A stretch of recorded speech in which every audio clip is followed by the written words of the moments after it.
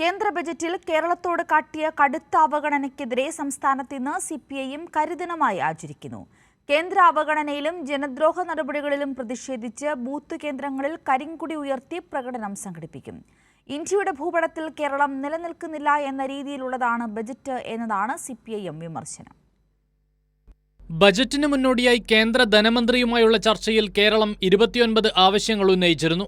എന്നാൽ ഇതിലൊന്നുപോലും പരിഗണിക്കപ്പെട്ടില്ല. ദീർഘകാലാവശ്യമായ എയിംസ് ഉൾപ്പെടെയുള്ള ഒരു പദ്ധതിയും കേരളത്തിന് ലഭിച്ചില്ല. റെയിൽവേ വികസനത്തിനായുള്ള 7 അതിവേഗ ഇടനാഴികളിലും കേരളമില്ല. നേരത്തെ പ്രഖ്യാപിച്ചിരുന്ന കോച്ച് ഫാക്ടറിയെക്കുറിച്ച് ബജറ്റിൽ പരാമർശമേയില്ല. വിഴിഞ്ഞം തുറമുഖത്തിന്റെ വികസനത്തിനുള്ള പ്രത്യേക പാക്കേജും അംഗീകരിക്കപ്പെട്ടില്ല. ആയുർവേദത്തിന്റെ ഈറ്റില്ലമായ കേരളത്തിന് ആയുർവേദ എയിംസുമില്ല. കേരളത്തിന്റെ സമ്പദ്ഘടനയെ ഏറെ സഹായിക്കുന്ന പ്രവാസികളുടെ ക്ഷേമത്തിനായുള്ള നടപടിയും ബജറ്റിലില്ല.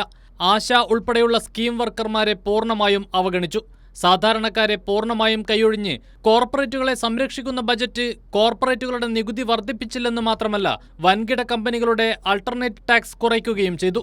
ഇത്തരത്തിൽ കേരളത്തെ പൂർണ്ണമായും അവഗണിക്കുന്ന കേന്ദ്ര ബജറ്റിനെതിരെയുള്ള പ്രതിഷേധത്തിന്റെ ഭാഗമായാണ് ഇന്ന് സംസ്ഥാന വ്യാപകമായി സിപിഐഎം കരിദിനമായി ആചരിക്കുന്നത്.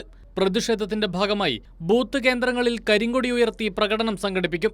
കേന്ദ്രത്തിന്റെ നടപടി കേരളത്തിലെ പദ്ധതികളെ തകിടം മറിക്കുമെന്ന് സിപിഐഎം സംസ്ഥാന സെക്രട്ടേറിയറ്റ് ചൂണ്ടിക്കാട്ടി. കൈരളി ന്യൂസ്, തിരുവനന്തപുരം.